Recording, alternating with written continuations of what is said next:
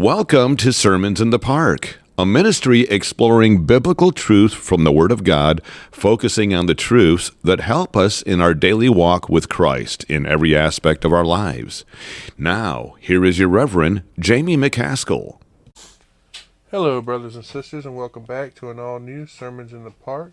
As always, I am your Reverend Jamie McCaskill, and I know you're wondering why I'm not on camera for this one, but the reason is I'm not feeling all the best, and I just don't want to stand up because it makes me a little bit dizzy, and I don't want to fall over or something while I'm on camera. So, if you're new, I want to first off say welcome to Sermons in the Park. What we generally do here, guys, is if you're new, we do a book by book, chapter by chapter, verse by verse breakdown, and sometimes we even go word by word because over time words lose their meaning or they change their meaning or whatever. And you know, here on Sermons in the Park, you learn that. I teach that. I teach you what those words might have meant in the past that they don't mean now. So yeah, we do these chapter by chapter, verse by verse breakdowns. But before we get started, I want to bow our heads and thank our Heavenly Father for all the great and wonderful things He's done for us, all the gifts of healing, and He's done so much for us, guys, that we don't give Him, we do not give God enough credit. Too many of us go through our day thinking, you know, I did that, and I pity people who think they did it all on their own. You know, because they can't give credit to the one who gave them the life that they have to even be able to do it, the breath, the energy. That all comes from God. And so, Heavenly Father, we thank you once again for everything that you do, the fact that we woke up, the fact that we drew breath, the fact that we have eyes to even open in the mornings, the breath that we drew in that comes from you, the smell of the morning dew, the sound of rain on our roof. It's all because you give it to us, and we thank you, Father. We thank you for our pets, our children, our families, our beautiful wives and husbands. It's because of you that we have those. You're the one who even gives us a mother, and we're not thankful enough. We could never be thankful enough. So we thank you now today. We thank you in the name of your Son, Jesus. Amen. So, if you've been following along, this week we're up to chapter 29. So, if this is your first video, I invite you now to pause here, go back to the beginning of the videos on Genesis. Or if you don't watch on YouTube or BitChute or Rumble, if you listen on the podcast, go back, because I know the podcast doesn't go back all the way to the beginning, but you can go back to even, where that started and just get caught up. So, last week we read about how Jacob had built an altar. He built it there at Bethel, and he promised that if everything went as God promised, he would give a tithe, right? Well, here at the start of chapter 20, we see, or I should say 29, I'm sorry, we see him conveniently meet shepherds who knew both Laban as well as, Jacob's mother, Rachel, right? This right here reflects that this is the hand of God, right? Directing him in his life, just as God promised that he would. So, let us go ahead and read Genesis chapter 29. We're going to read the entire chapter, verse 1, all the way to the end, which is verse 35. We see, Then Jacob went on his journey and came into the land of the people of the east. And he looked, and behold, a well in the field, and lo, there were these flocks of sheep lying by it. For out of that well they watered the flocks, and a great stone was upon the well's mouth. And thither were all the flocks gathered, and they rolled the stone from the well's mouth, and watered the sheep, and put the stone again upon the well's mouth in his place. And Jacob said unto them, My brethren, whence be ye? And they said, Of Haran are we. And he said unto them, Know ye Laban the son of Nahor? And they said, We know him. And he said unto them, Is he well? And they said, He is well. And behold, Rachel his daughter cometh with the sheep. And he said, Lo, it is yet high day, neither is it time that the cattle should be gathered together. Water ye the sheep, and go and feed them. And they said, We cannot, until all the flocks be gathered together, until they roll the stone from the well's mouth. Then we water the sheep.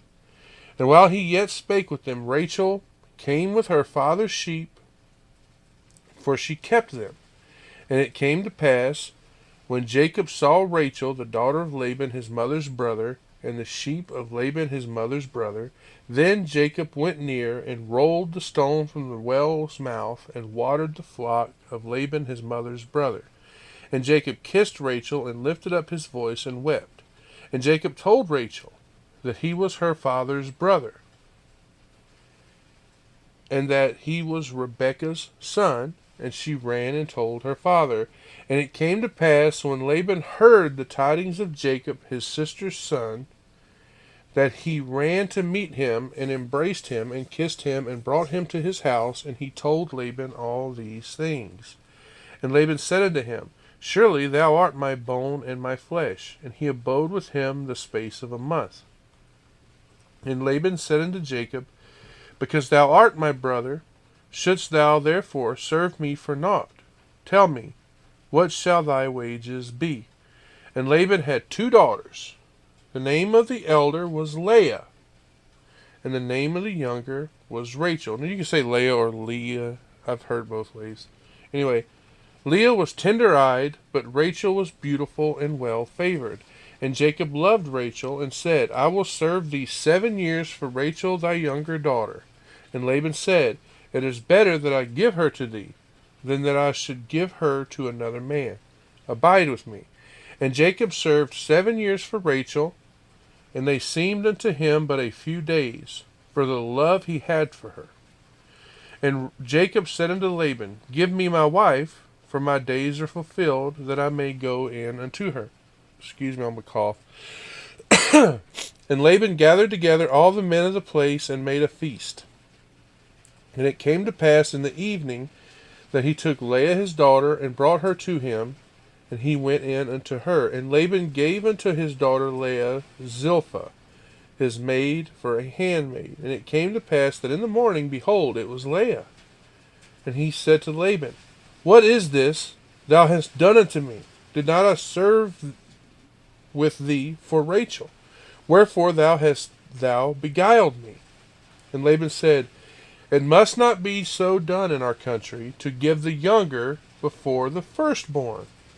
Fulfill her week, and we will give thee this also for the service which thou shalt serve with me yet 7 other years. And Jacob did so, and fulfilled her week. He gave him Rachel his daughter to wife also.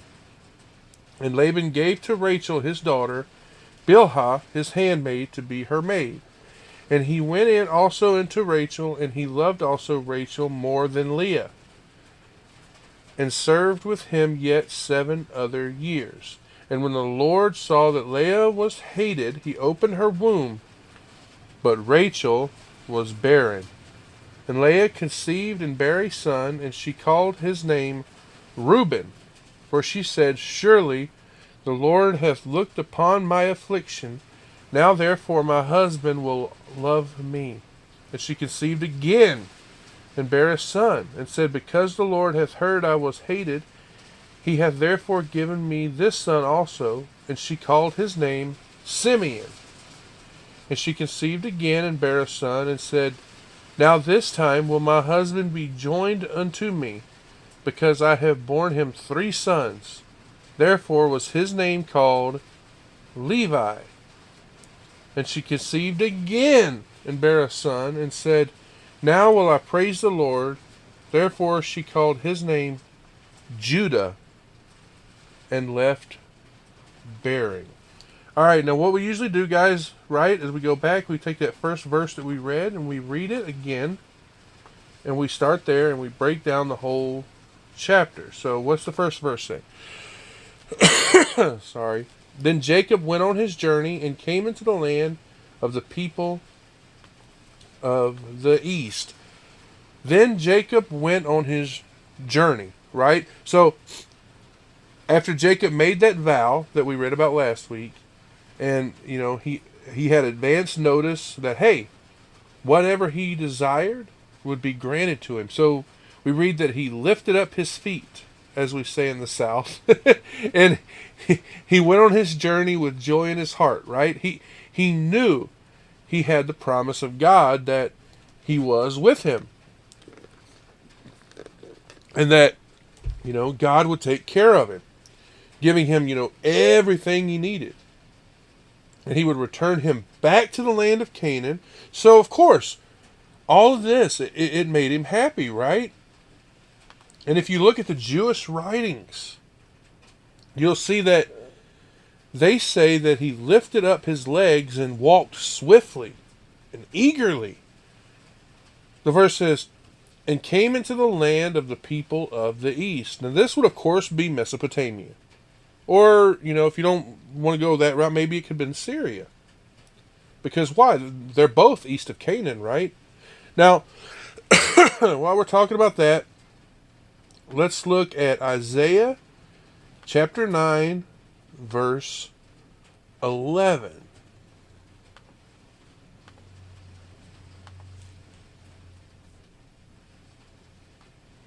We read, therefore the Lord shall set up the adversaries of Rezin against him, and join his enemies together. This would have been a journey of course, several days.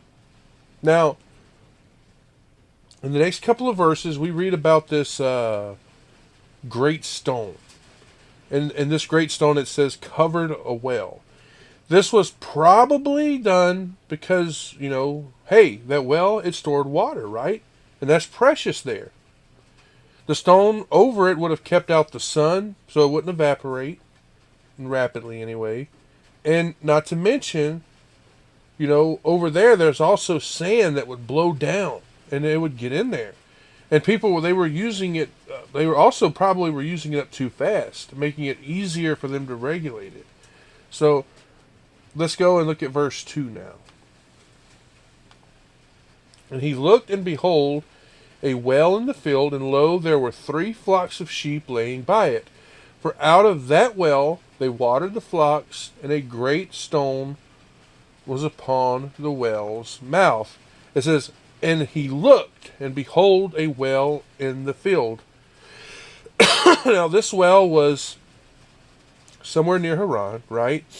And by these words, it gives me the idea that, he was looking for it. He must have been looking for the well. Because, as we've spoken of before, people would gather around wells back then. They would come out, they would collect the water for their families, and of course the shepherds, they would come out there and they would water their flocks. And this would make it easy for him to, get information about Laban and his family.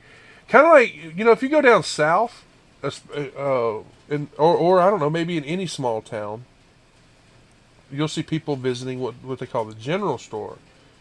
Now, coming from a small town myself, before the internet was a big thing, I can tell you that, we did this. We did this all the time. It's also possible, right, that he was keeping his eyes peeled for this specific well. Maybe he knew that this is where, his grandfather's servants had met Rebecca. Okay? I'm sure, that he heard that story over and over again. I'm sure that his mother even told him, what to look for to help him find it easier. We can read more about that back in Genesis chapter 24, verse 11, if you want to.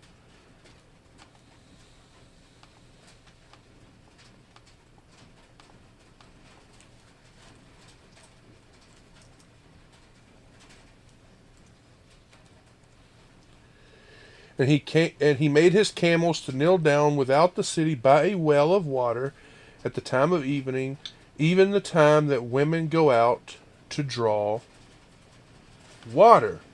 Now, I did find a story, okay, by another traveler who said that in Haran, which he actually called Orpha, which is the same city, that there was a fountain that the Jews, the Armenians, the Turks, all of them, they called it Jacob's Well.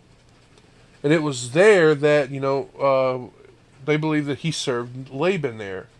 So, anyway, near Alexandria, this traveler said is a fine well that's called Jacob's Well, and that its water was excellent. He said that this well is not far from where the Greeks say that the remains of Laban's house was.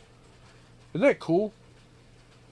Anyway, the verse says, "And lo, there were 3 flocks of sheep laying by." So these sheep were either just laying around, waiting to get the water, so when they would open up the well. Then the verse says, "For out of that well they watered the flocks." This is, of course, talking about the shepherds, right?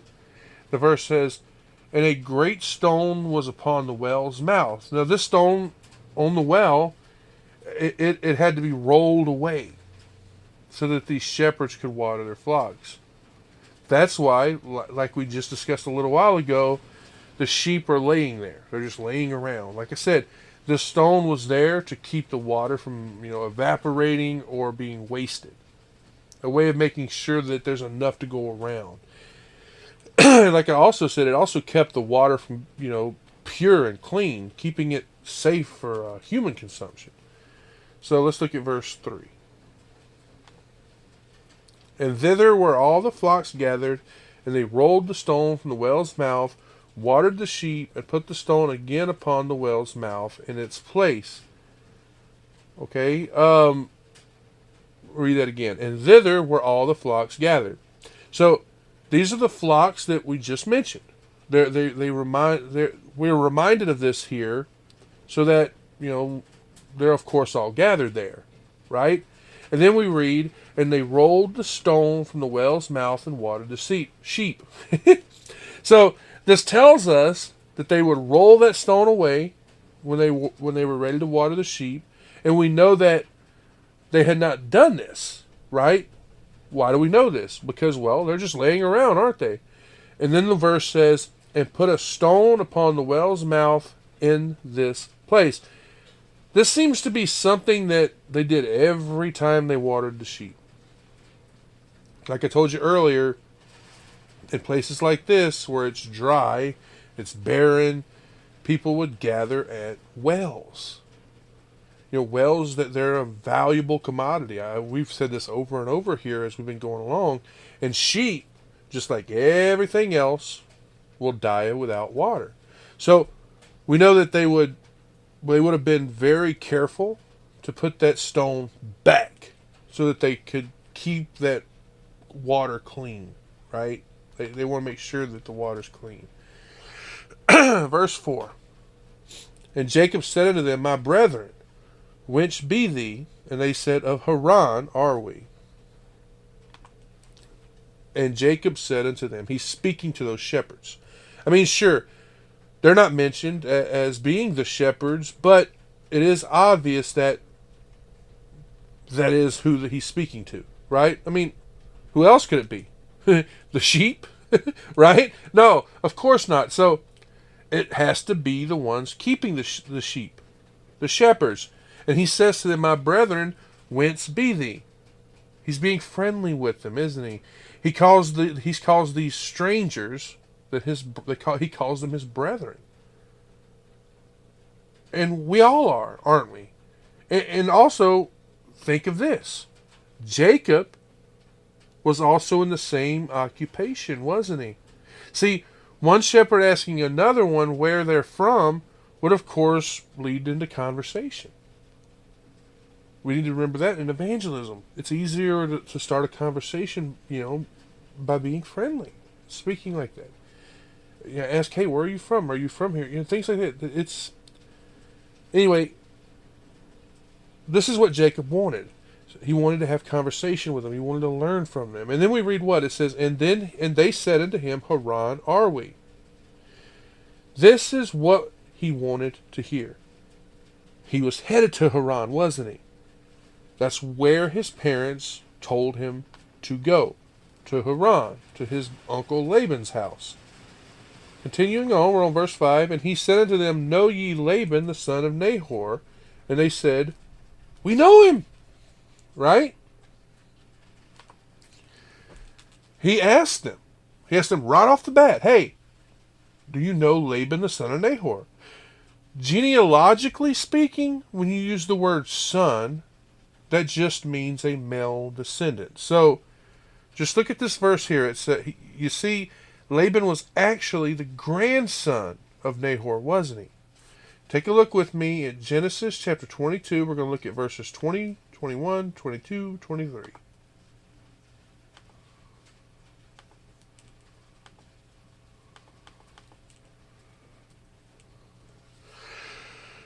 And it came to pass after these things that it was told Abraham, saying, Behold, Milcah, she hath also borne children unto thy brother Nahor. Huz his firstborn, Buz his brother, Kemuel the father of Aram, and Chesed, and Hazo, and Pildash, and Jidlaph, and Bethuel. And Bethuel begat Rebekah. These 8 Milcah did bear to Nahor, Abraham's brother. Jacob, he knows. He found where he was intending to go, the home of his mother's people. God had been with him. And we read on, we see that at least the way I see it. Jacob tries to get these men to hurry up, right? To water their sheep and go away so he can be alone with Rachel. You'll see when we get there. Let's read along. Verse 6. And he said unto them, Is he well? And they said, He is well. And behold, Rachel his daughter cometh with the sheep. Now, look at this. It says, And he said unto them, Is he well? He asks, Is he in good health? Meaning him and his family. I saw where some say that this means, Is peace unto him? Is he enjoying prosperity? Is he enjoying happiness?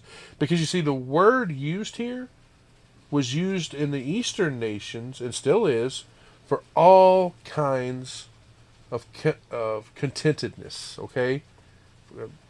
Couldn't think of a better word there. The verse says, And they said, He is well. Again, he has peace. He and his family are good. They're in good health. They're enjoying all the comforts and the blessings of life. The verse then says, And behold, Rachel his daughter cometh with the sheep. This tells us that at that very moment, she was headed towards them with her father's sheep. She was headed to that well to water them.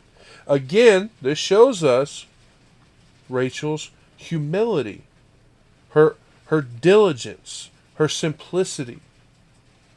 Is this not the perfect time for Jacob to have arrived there? Think about this. His first glimpse of Rachel was her herding her family's sheep. On to verse 7. Or verse 8. Yeah, verse 7. Sorry. And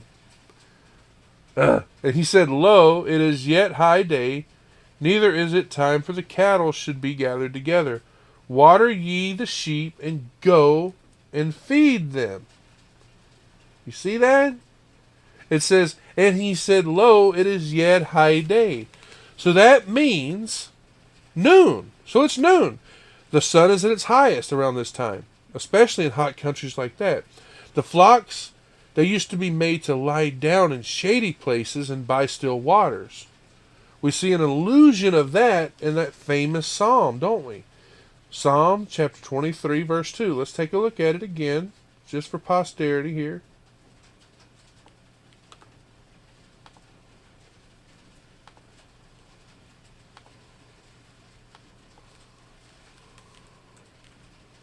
He maketh me to lie down in green pastures. He leadeth me by the still waters. Right? That famous psalm. Most, even people who don't know the Bible know that one. This could mean also, right, that the sun was still up very high, and that there was a lot of day left, because we see where it says, "Yet the day is great," or much, meaning that There was a lot of time before nighttime. The verse then says, neither is it time for the cattle should be gathered together, meaning off of the pastures. Brought home, put in fields and all that. Because that was usually done in the evening time. Okay? The verse then says, water ye the sheep and go and feed them. He tells them, give the sheep water out of the well to drink. And then lead them out into the pastures.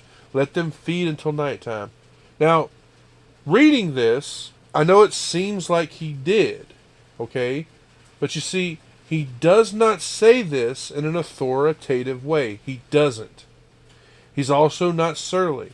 He's not ill-natured, okay? He's not reproving them for their slothfulness, okay? He's being kind. He's being gentle. Like I said, this is one man in the same field offering advice. Remember, like I said, he was a shepherd. So he knew what was, done, okay? It appears that these shepherds, they take it the way he meant it, and they return a civil answer. Look at verse 8, you'll see. They said, we cannot until all the flocks are gathered together, until they roll the stone from the well's mouth, and we water the sheep. You see? The shepherds, they're answering him, and they're telling him, hey, we can't. Meaning that they could not water the sheep. Why? Jarkey said that stone was probably too great, and that it was probably removed by the strength of many, many shepherds working together. But still, we do see Jacob do it himself, don't we? But you see, this is imputed to his strength.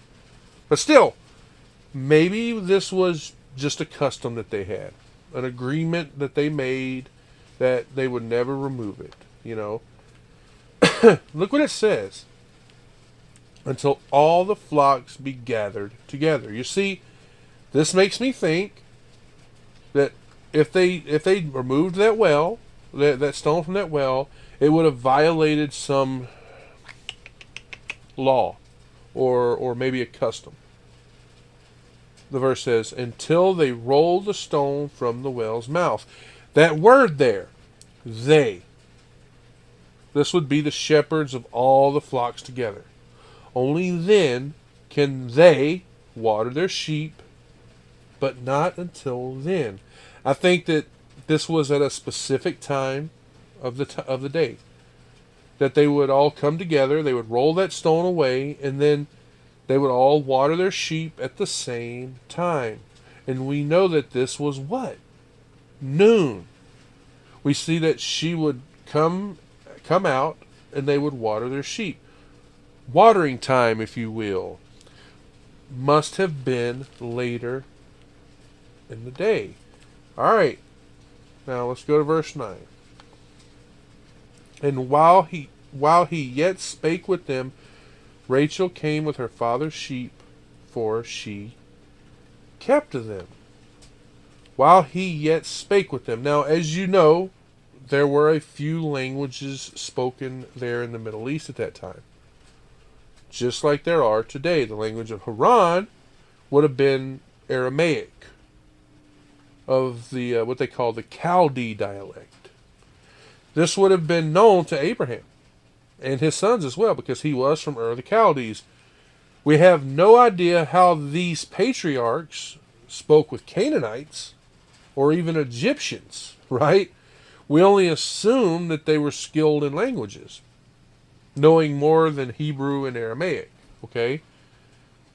Now, look at the next verse, and what you're going to see there is 97-year absence of Rebekah, leaving her home ending. We see Laban welcome his nephew home.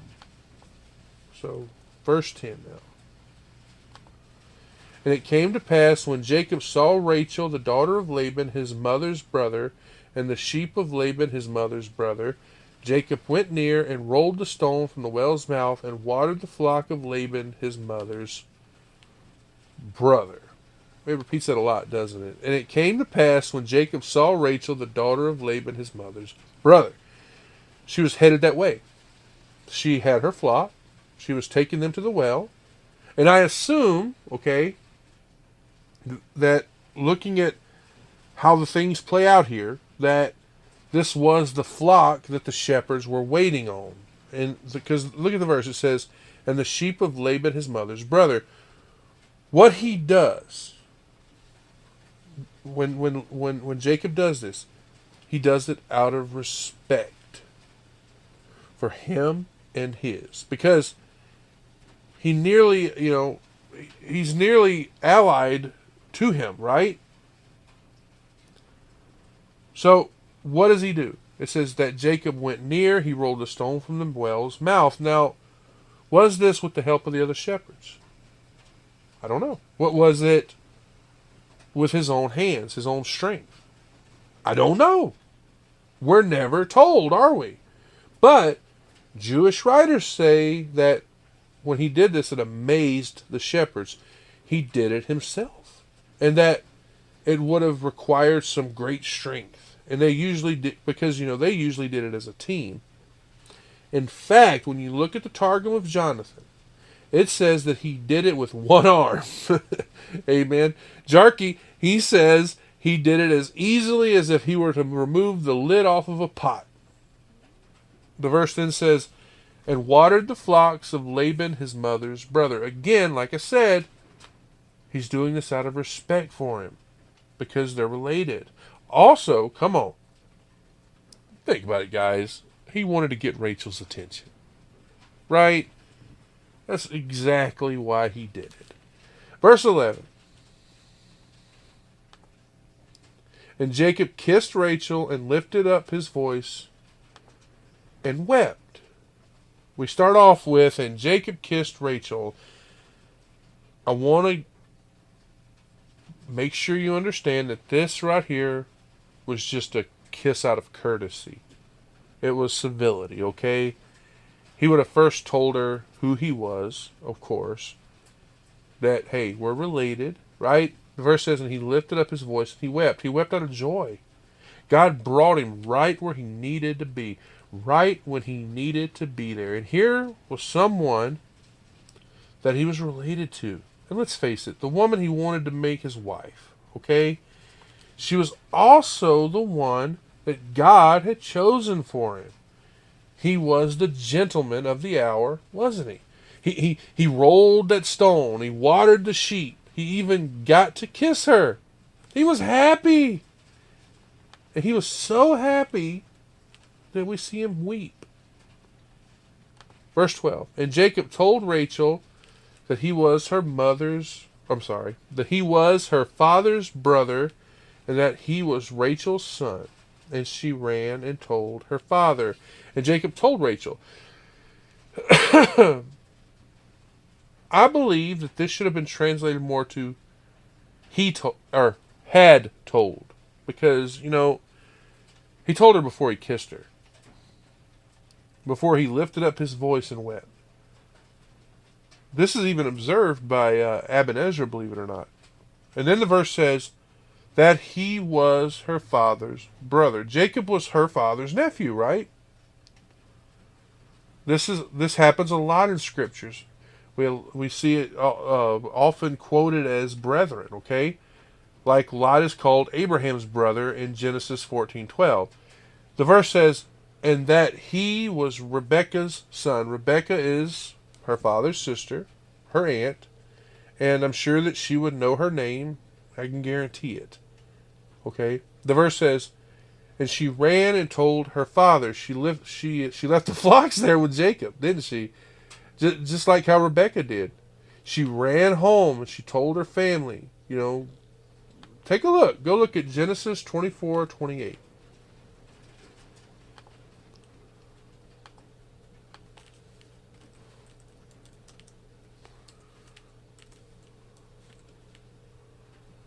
And the damsel ran and told them of her mother's house these things.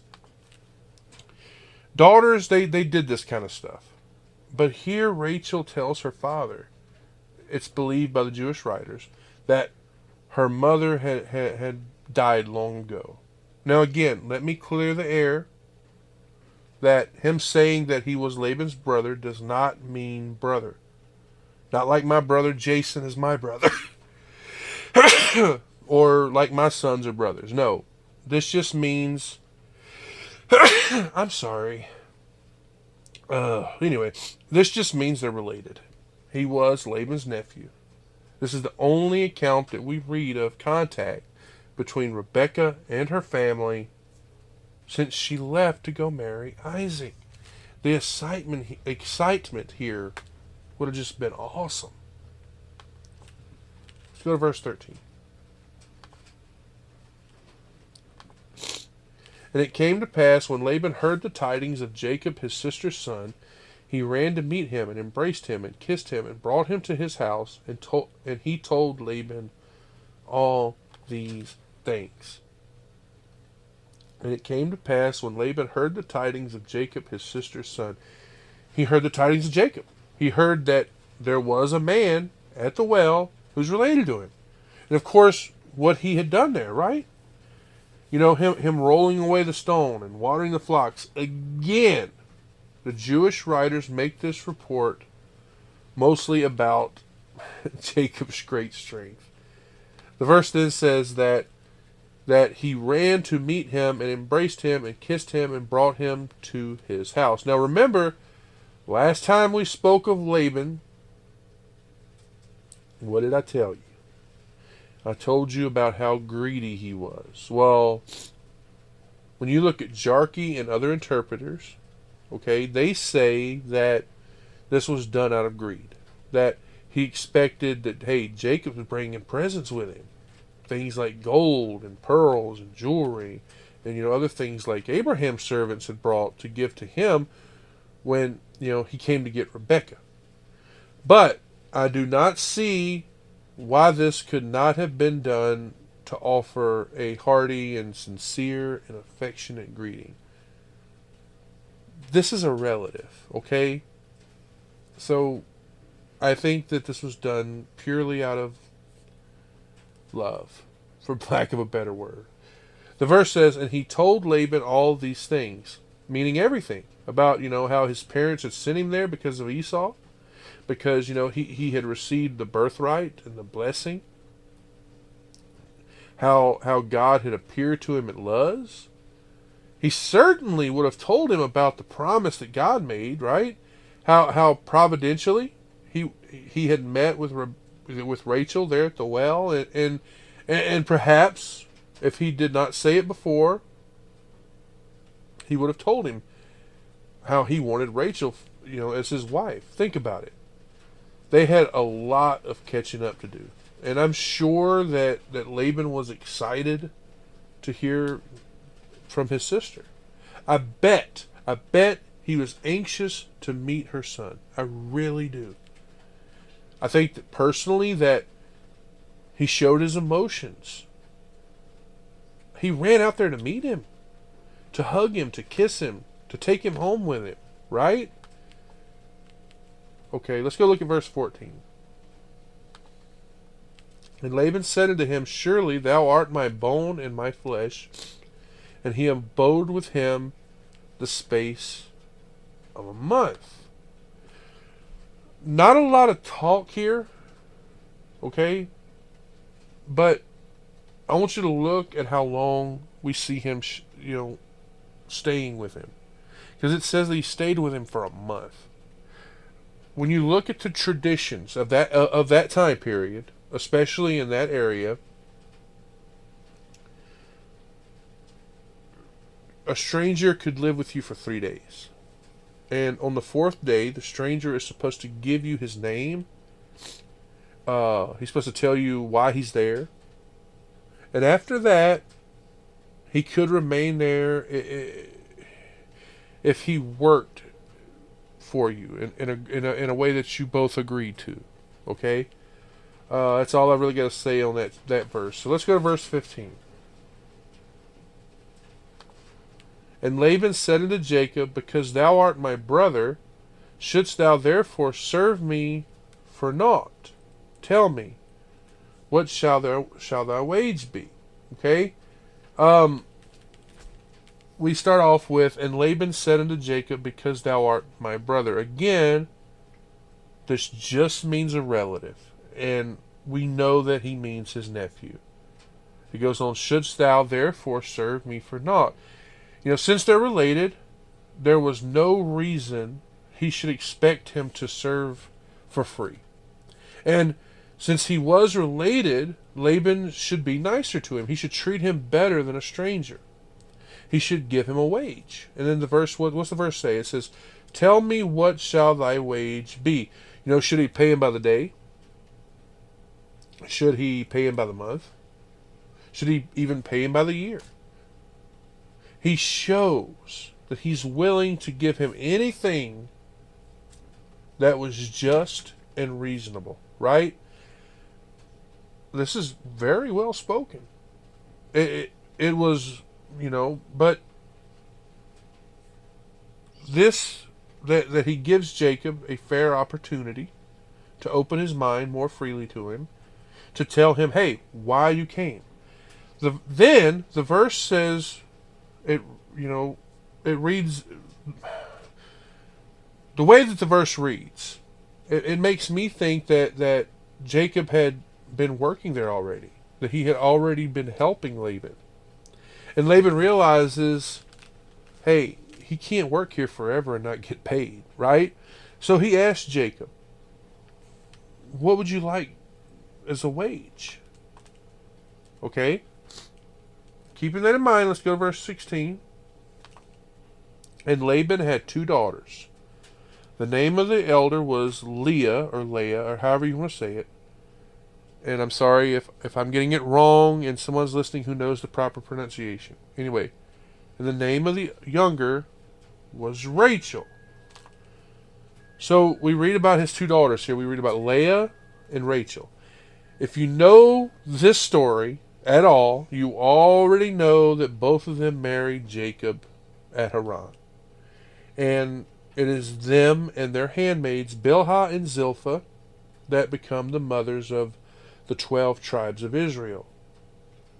Leah, she becomes the mother of Reuben, Simeon, Levi, Judah, Issachar, Zebulun, and Dinah. And Rachel, she becomes the mother of Joseph and Benjamin. They were Jacob's favorite sons. Rachel also has the ancestral mother of Ephraim and Manasseh. We already know that Rachel was Jacob's favorite wife. I don't have to go into detail on that. You already know it. And sadly, she died while delivering Benjamin when they get to Ramah, which is, of course, near Bethlehem. We'll get into that in great detail, trust me. Jacob, he lived most of his life with Leah. In fact, she's later buried with him at Machpelah in Hebron. We read about that later on. Well, let's go ahead and look at it. Genesis 49:31.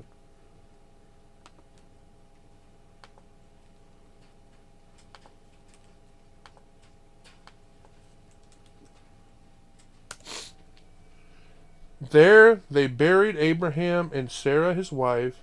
There they buried Isaac and Rebekah his wife. And there I buried Leah. Like I said, she was the mother of Judah. Judah is the 4th son of Jacob. That makes her the ancestral mother of, wait for it, the Davidic line. Ultimately, the ancestor of Christ. Take a look at these verses with me. We've got quite a few of them to look at here. Genesis 29, 9 to 18.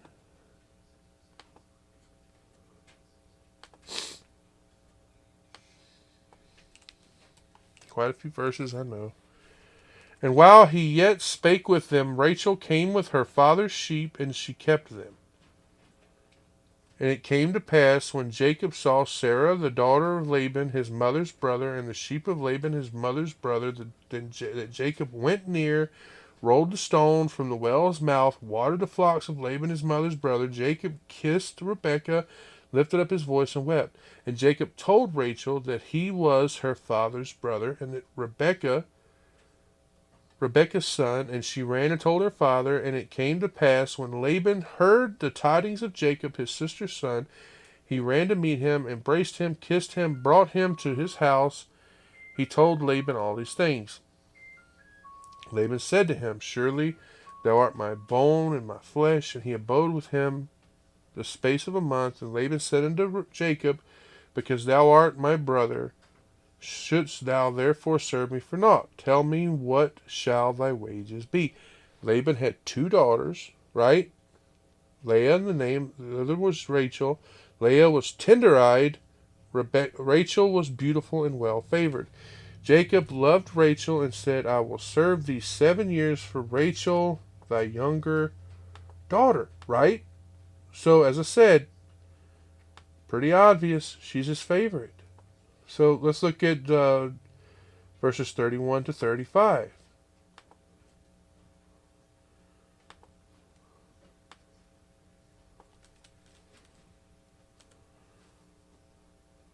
And when the Lord saw that Rachel was hated, he opened her womb.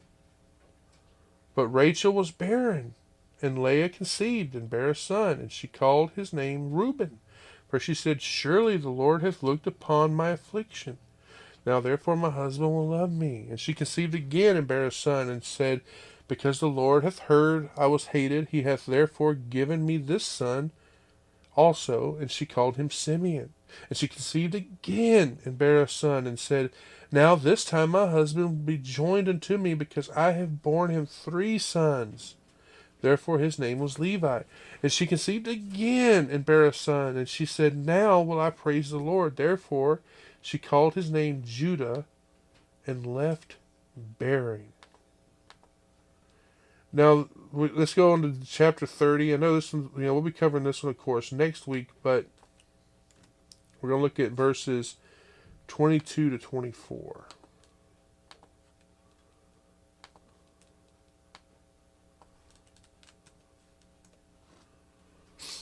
And God remembered Rachel, and God hearkened to her and opened her womb. And she conceived and bare a son, and said, God hath taken away my reproach. And she called his name Joseph, and said, The Lord shall add to me another son. Now, while we're talking about that, let's go to Ruth chapter 4, verse 11.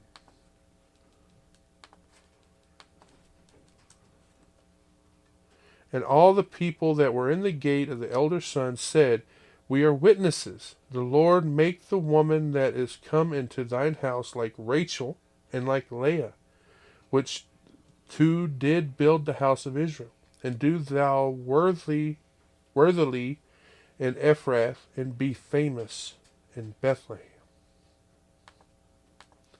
Now, you know how I like to point out names, so let's just look at them. I love to point out what names mean, It's one of my fun things. I like looking into that. Anyway, Leah, or Leah, whichever way you say it, means weary.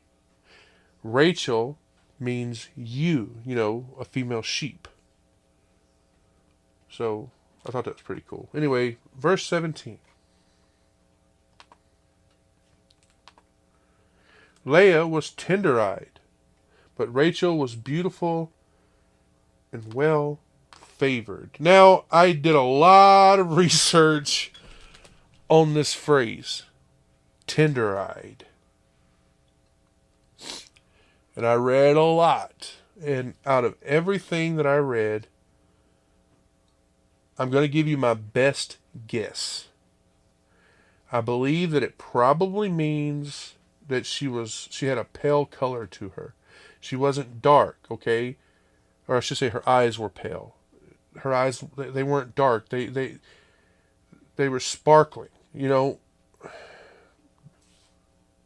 should say they weren't sparkling. They were just kind of dull and pale. Sadly, such paleness, unlike today in the Western world, was considered a blemish. Okay, now, for the majority of the rest of this chapter, we're going to see Jacob remain happy for the next 7 years because of his love, right? And working so that he could provide a dowry. Laban, he treats him like an adopted son, but you see, the deceiver, Jacob, is about to be deceived. You see, because of local marriage customs, his love for Rachel, the fact that Laban, he wanted a bigger dowry, all these things, they came together to give Jacob not only 7 more years of labor under Laban, but 2 wives who would constantly be caught up in this jealous childbearing competition. All right, let's look at verse 18. Jacob loved Rachel and said, I will serve thee 7 years for Rachel, thy youngest daughter. So we open with the obvious here, don't we? And and Jacob loved Rachel. I've always believed that he loved her from that first moment that he saw her back at the well. She was beautiful. She was modest. She was humble. Probably friendly and good-natured. Diligent. And of course, industrious. The verse says, and he said, I will serve thee 7 years for Rachel, thy younger daughter. He said this showing he didn't want anything else. Okay? All he wanted was for Rachel to be his wife. At the end of those 7 years, right? He was going to work for 7 years. He was willing to work for it. And besides, he didn't have any money for a dowry. That was the custom at the time. So he offered to be a servant. Now, if you believe Schmidt, okay, he did not have, he thinks that this was contrary to the custom. He believed that Laban was treating his daughters like bondmaids, like women that he took captive and is selling them. And they complained about it. We see that in Genesis chapter 31:15.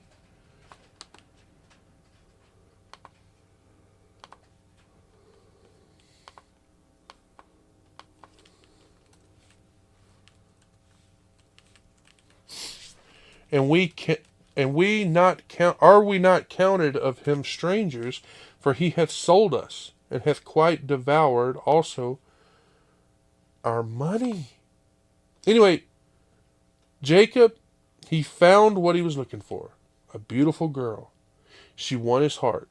And we know, of course, that he says 7 years. And 7, for you numerology guys out there, 7 always means spiritually complete.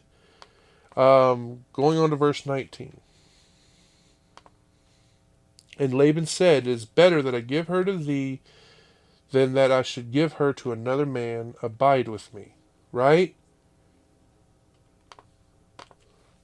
Look at that opening there. It says, and Laban said. When you look at the Targum of Jonathan, the Jewish writers literally add this. They say deceitfully. So it would be, and Laban deceitfully said. They say that he's pretending to be speaking with respect for Jacob. And also to pretend that what he proposed was agreeable to him, when he was actually going to, impose upon him. He says, it's better that I should give her to thee than that I should give her to another man. He's not only saying this, saying that he preferred, Jacob, a relative, to some other man, a stranger, but he's not insisting upon the servitude, is he? But that he would give her to him. Unless, he's saying that he agrees to the terms. But it does not seem that way by what we see next. He says, abide with me. He's speaking of the term of 7 years and the service, suggesting he agreed that Rachel should be his wife. And because of this, Jacob, a plain-hearted man, understood him. But we need to remember this. This was not Laban's design. He struck this deal with Jacob because he did not want him to leave. He said that he would prefer for Jacob to marry, for Rachel to marry Jacob over some stranger. Remember, at this time and place, it was custom for the father to choose the groom for the bride. It was also a custom that the groom would pay the father. That was custom at the time. All right, verse 20. And Jacob served 7 years for Rachel, and they seemed unto him but a few days, get this, for the love he had to her. Isn't that beautiful? It starts off with, Jacob served 7 years for Rachel. So Jacob did what he said he was going to do. He served the entire 7 years. Diligently, faithfully, patiently. We see this referenced when we look at Hosea chapter 11, verse 12.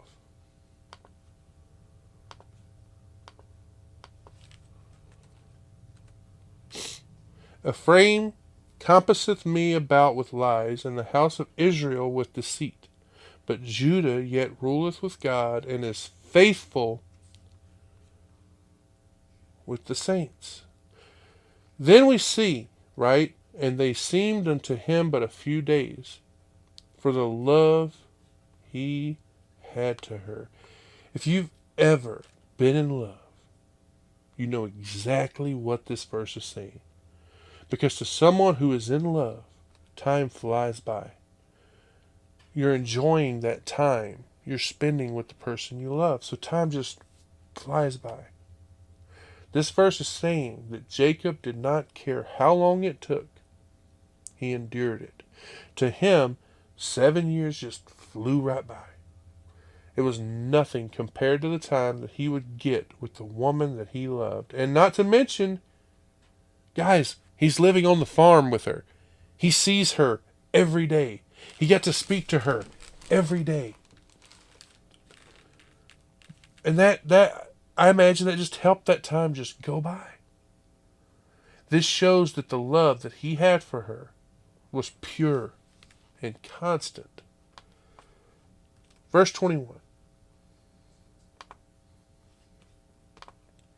And Jacob said unto Laban, Give me my wife, for my days are fulfilled, that I may go in unto her. Jacob, he demands his wife. The verse says, And Jacob said unto Laban, Give me my wife. So Jacob demands it. He demands that Rachel be given to him because, hey, I have fulfilled my contract. He says, For my days are now fulfilled. This means the 7 years that he agreed to, the 7 years he agreed to serve for Rachel, it was his right that she should be given to him. And the verse says, that I may go in unto her. This means that as his lawful right, okay, he could rightfully do. Now, according to the Jewish writers, Jacob would have been about 84 years old. Remember, he was supposed to be the father of 12 princes, the head of the 12 tribes that would inhabit the land of Canaan. Jacob, he loved Rachel. He did what he was supposed to do. He fulfilled his agreement with Laban, and he wanted his wife, the one he served 7 years for. That is a long time to wait for someone you love, isn't it?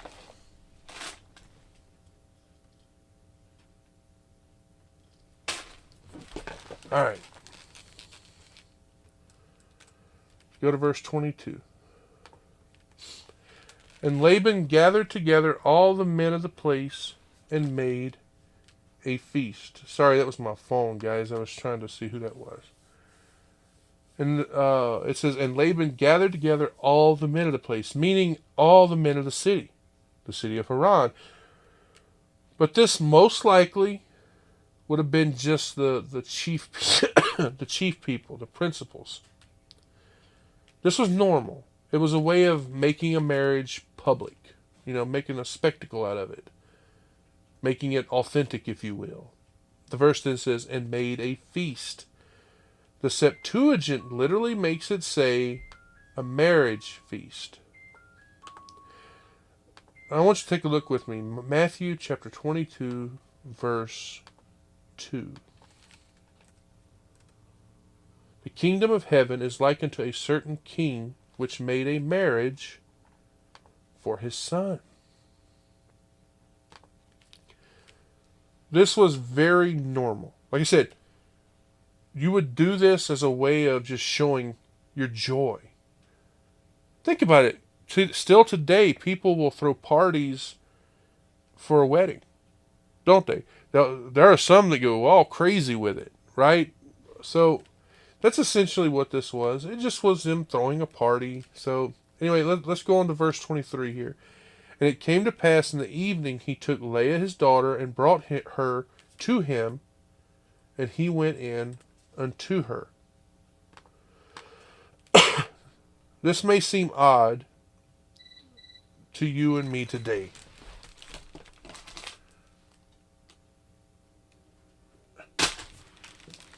But this deception was easy for Laban to do.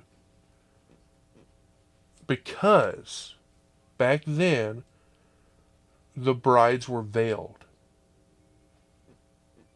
And Jacob would not have taken Leah, who he thought was Rachel, home until night. Right? The verse says that Jacob went in unto her. This is some wording here that just means that, guys, they consummated the marriage.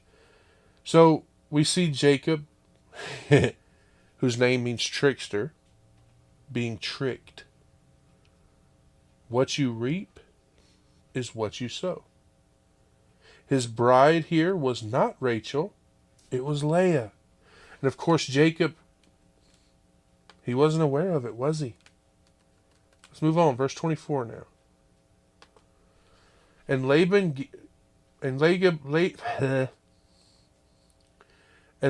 gave unto his daughter Leah Zilpah his maid for a handmaid.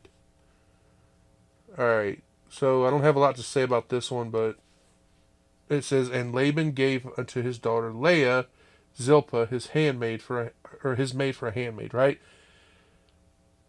At that time, it was very common. Remember, we saw Rebekah given many maids back in Genesis chapter 24, verse 59. But Leah's only given one. When you look at the Targum of Jonathan, it says, and Laban gave her Zilpah, his daughter, whom his concubine bore to him. Because you see, the Jewish people, they called the daughters that were born from concubines maids. Did you know that?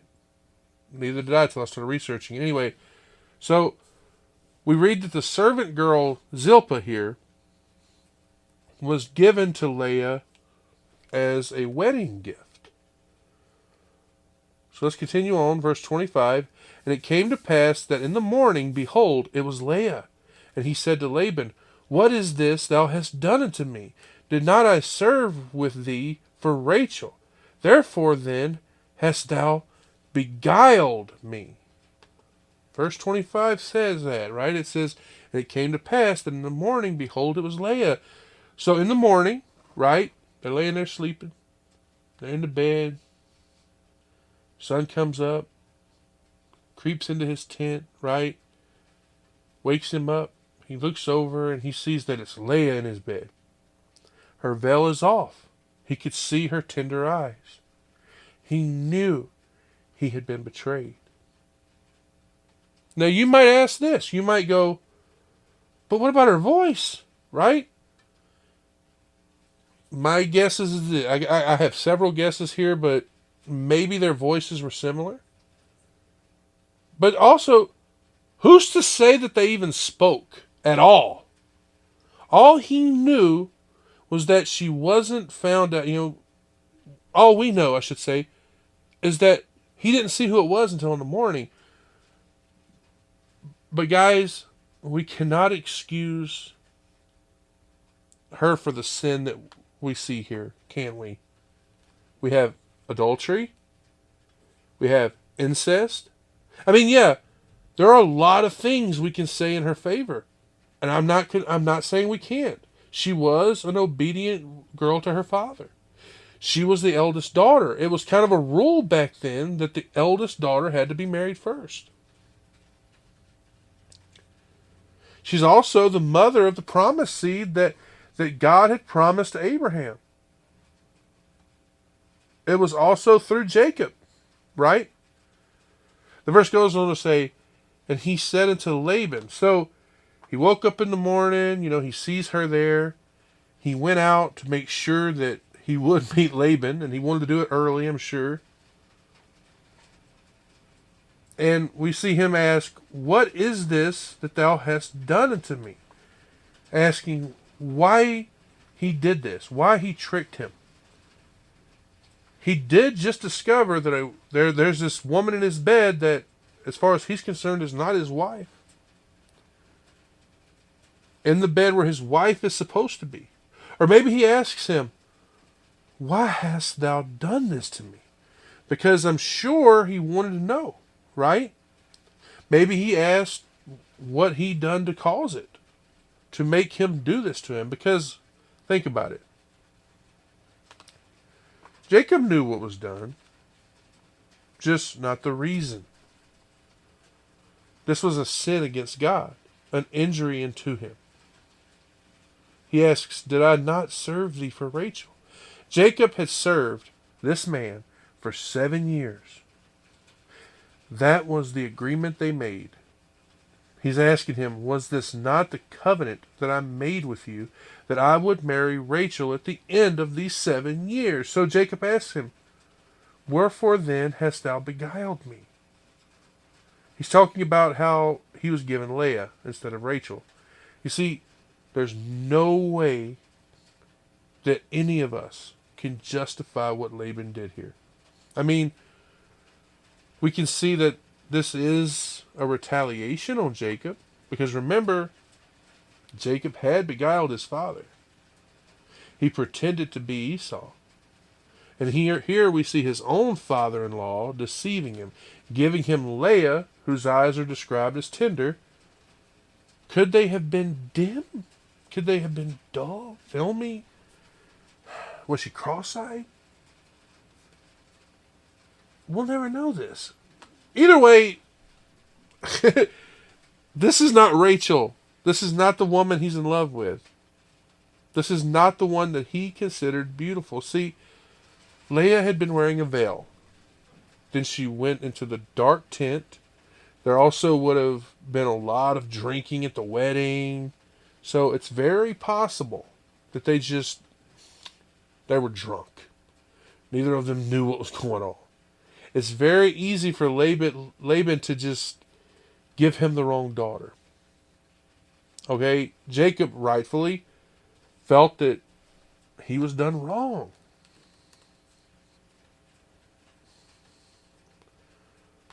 Verse 26, and Laban said, it must not be so done in our country to give the younger before the first born.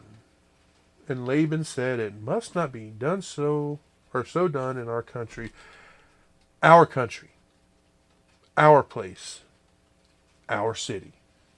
Either way, this is just saying that it was not customary for them to marry the younger before the firstborn. Notice, though, he does not deny the fact that he tricked him. He also does not deny that he agreed on Rachel. He just pleads on the custom and that was contrary to what they agreed on. To give the younger, meaning in marriage, then he says, before the firstborn. I'm going to be honest here. This is just my opinion. I do not think he did this because of the custom. Because if he did, why didn't he just tell him when he asked for Rachel? Let's think about it. Also, why did he enter into the contract if it was contrary to the custom? Then you have to think about this. He called the man of the city to make a feast for the marriage of his younger daughter. If the custom was truly the reason, this man had some nerve. Pay attention as we move on from verses 27 to 30, because I never noticed this until I was doing this research. It sounds like Laban agrees to give Rachel to Jacob after the week of the wedding celebration for being married to Leah, before he does the 7 years of labor. And the reason I mention this is because growing up, I heard a lot of preachers tell the story, and they always make it sound like Rachel was given to him after another 7 years.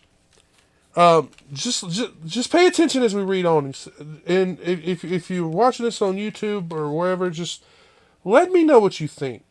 Okay, verse 27.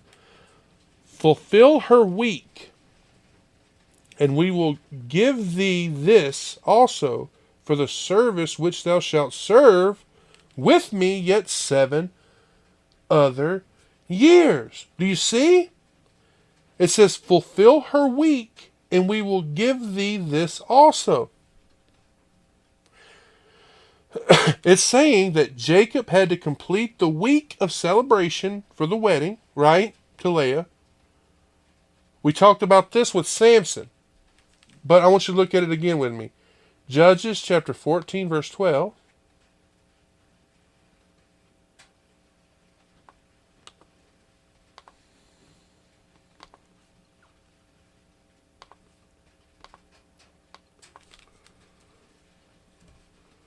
And Samson said unto them, I will now put forth a riddle unto you. If you can certainly declare it me within the 7 days of the feast, and find it out, then I will give you 30 sheets and 30 changes of garments. And then skip down a little bit to 17. And she wept before him the 7 days while their feast lasted. And it came to pass on the 7th day that he told her, because she lay sore upon him, and she told the riddle to the children of her people. Right? So 7 days. So after this week, then he could marry Rachel and would have to serve yet another 7 years. That's the way I'm reading it. So after the week, he would get to marry Rachel, and then he had to serve 7 more years. Personally, I find it sad he didn't go off and pray about this. He didn't ask God, hey God, what should I do? He's treated just like he treated Esau and his father. This time, Jacob, the deceiver, is being deceived. Right? Verse 28.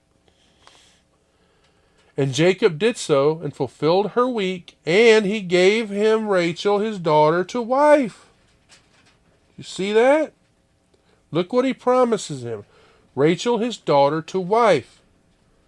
Sharing common ancestors like this was not part of God's will. In fact, the Mosaic Code forbids it. Take a look. Leviticus 18:18.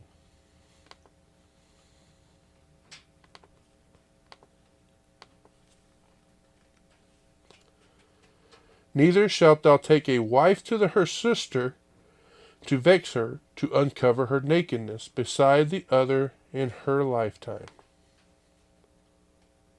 That's what it says. Also, if you want to see the grief that can be caused by this thing that's going around so rampantly now, polygamy, all you have to do is look at the life of Jacob. the way that this all works out.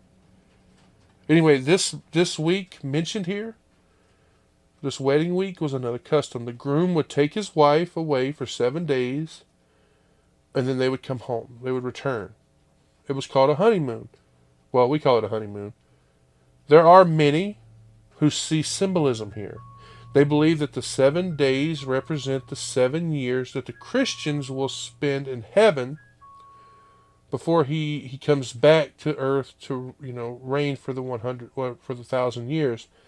Anyway, we see Jacob, he has 2 wives. He had to work 7 more years. But this time Rachel would be beside him as his wife. So he gets his wife that he wants, but he's got to serve 7 more years. Now, let's go look at verse 29. Wait, did I look at the wrong verse? I think I meant 28. Sorry. Yep, 29, sorry. And Jacob did so and fulfilled her week, and he gave him Rachel, his daughter, to wife also. Right? And Laban gave to Rachel his daughter. Am I looking at the wrong thing? I read that wrong. Sorry, guys.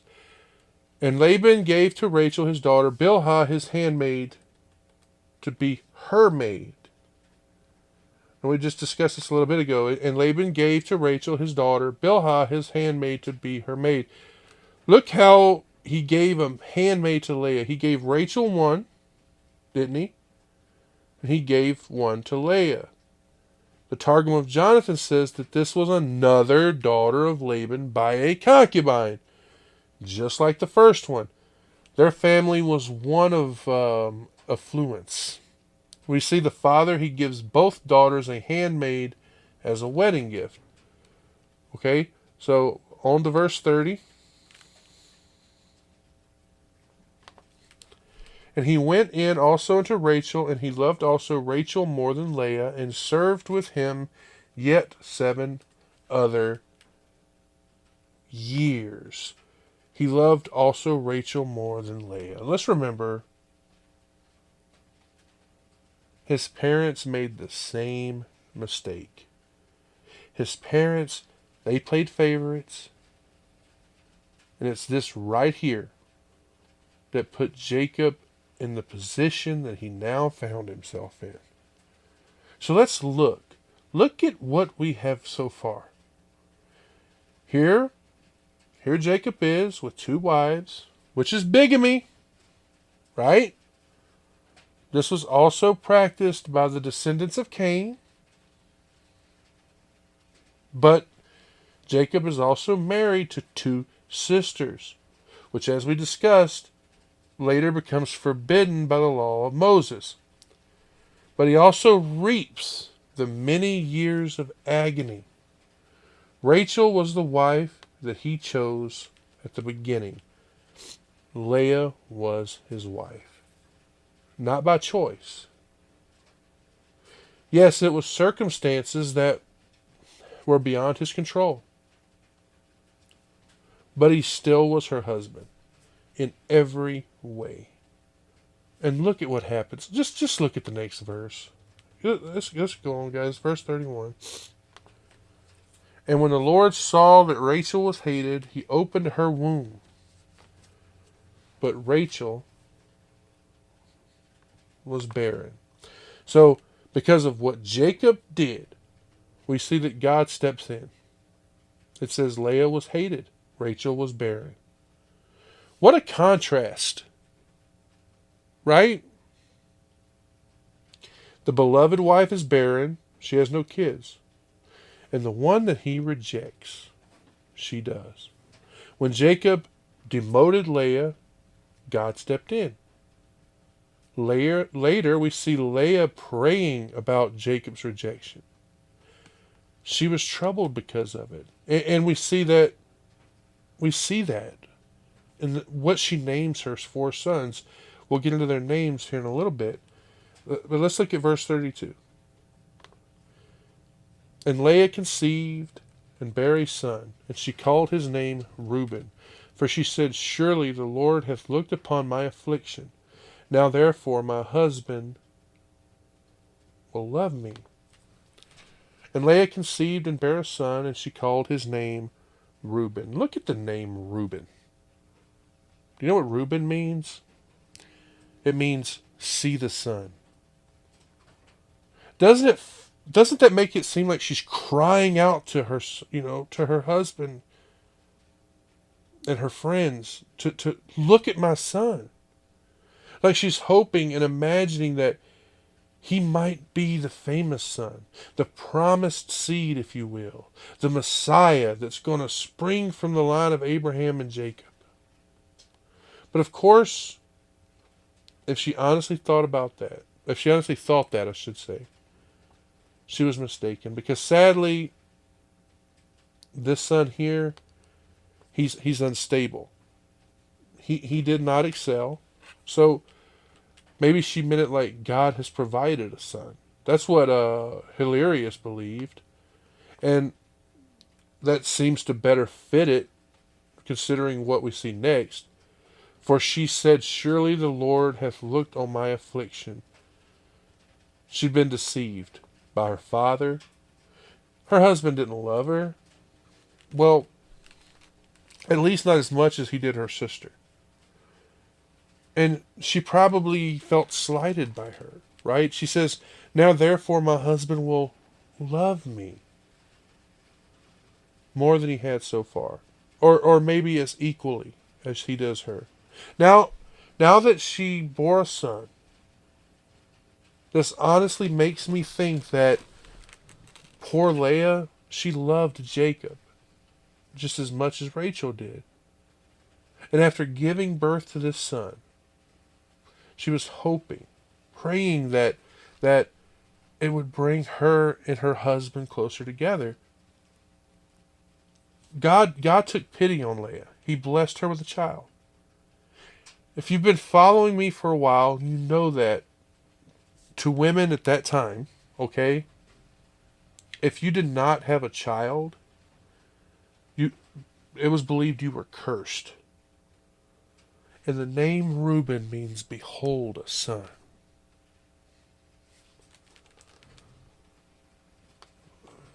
Verse 33. She conceived again and bare a son, and said, behold, the Lord hath heard I was hated, and he hath therefore given me this son. And she called his name Simeon. Simeon. And she conceived again and bare a son. This makes it sound like she got pregnant right after the other son. Or I should say, as soon as she was able to. The verse then says, and said, because the Lord hath heard that I was hated. I think it would have been better if it would have said, loved less than my sister, right? It says, he hath therefore given me this son also. God gave her another son. He was trying to comfort her during all of this, as well as he was trying to get her husband to love her a little bit more. The verse then says, and she called his name Simeon. Simeon means hearing. This was her way of saying why she was given him, because God had heard her. Right? Verse 34. What do we have there? And she conceived again and bare a son, and said, now, this time will my husband be joined to me, because I have borne him 3 sons. Therefore was his name called Levi. And so it says, and she conceived again and bare a son. So for the 3rd time, Leah bears another son. And again, it seems like she must have become pregnant immediately after. The verse says, and said, now this time will my husband be joined to me, meaning he would have greater affection towards her, and they would have a stronger love. that he would cleave to her more. The verse then says, because I have borne him 3 sons. You see, we all have this whole thing about threes, threefold, 3 this, 3 this. She considered this to be a 3-fold cord. This has bound their affections. And that could not be broken very easily, could it? The verse then says, and therefore was his name called Levi. Levi is a name. We don't think about names much anymore. We just think of how it sounds and how pretty. But Levi means joined. This is the son that the Levites come from. That's where they get their name from. We can see that Leah, she thought that if her and Jacob had children, it would cause him to love her more than her sister Rachel. Think about it. Jacob had to be fulfilling all of his husbandly duties, because how else did she keep getting pregnant?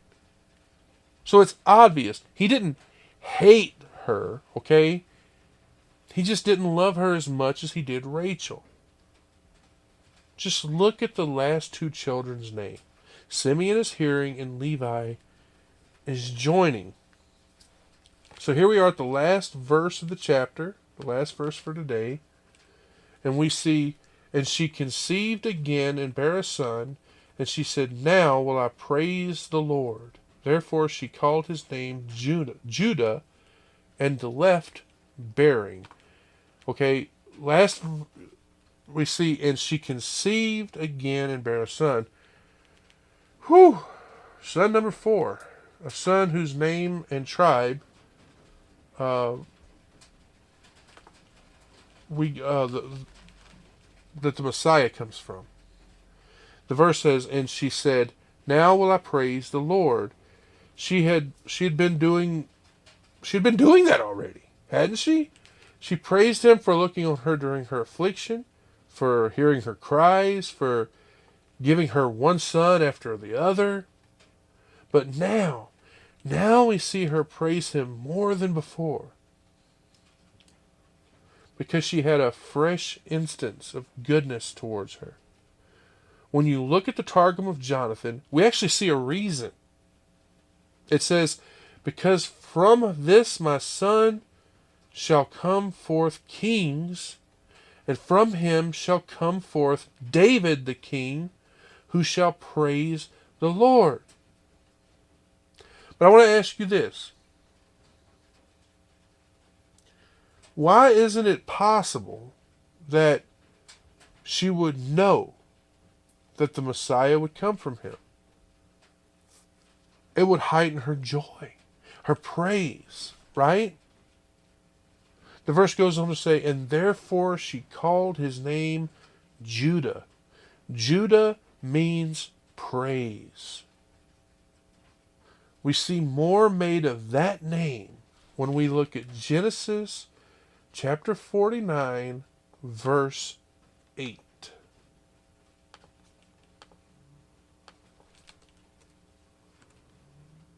Judah, thou art he whom the brethren shall praise. Thy hand shall be in the neck of thine enemies. Thy father's children shall bow down before thee. When we look at some of the Jewish writers, we see that the birthdays of these 4 men, Reuben, we actually see their birthdays. I'm going to tell them to you. You ready? Reuben, he was born on the 14th day of Chislev. Well, you don't know Chislev? Oh, I'll tell you. That's the 14th day of November. We see that he lived to be 124 years old. Then we have Simeon. Simeon was born on the 21st day of Tebeth. That's December. He lived 120 years. Then we have Levi. Levi was born on the 16th day of Nisan. Nisan is March. He lived 137 years. And then we have Judah. Judah was born on the 15th day of Sivan, which is May. He lived 119 years. We also know these names came from the Hebrew language, right? They came from words in the Hebrew language, which shows that Laban's family spoke it. It had to have spoken Nahor, just like it had been in Isaac's family from Abraham. The verse says, and left bearing, meaning that she continued bearing children for a while, because we know that after this son she has two more and a daughter. We're going to take a look at Genesis chapter 30 verse 17.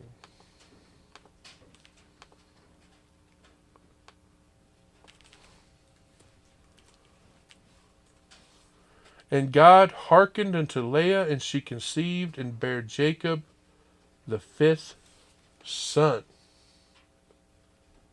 Right? These four sons that we read about here, these are the founding fathers of four of the 12 founding fathers of the 12 tribes of Israel. Like we said earlier, Judah means God be praised. In Hebrew, Judah is pronounced Yehudah. Now, when we get later on in Genesis, we'll be reading about these sons, these particular sons here, turning against the children of Rachel. I'm only saying this now just to kind of, remember it. Just remember this as we move on. Because these right here are the beginnings of the 12 tribes of Israel. These are the beginning of the 12 tribes' names. So, thank you all for joining me here. I know this has been kind of a long one. And I'm sorry, like I said, about the fact that it's audio over a picture again. But I can't stand up, guys. Like I would have probably gotten dizzy, and I probably would have slurred a lot more than I did doing this. And all the coughing and hacking and sneezing and running nose and all that. So, thank you all for joining me here. I pray the Lord continues to bless and keep you, and I'll see you all here next week for an all-new Sermons in the Park. Thank you, and God bless. You have been listening to Sermons in the Park with Reverend Jamie McCaskill. Be sure to follow us on YouTube, BitChute, and Rumble. And as always, thank you for listening.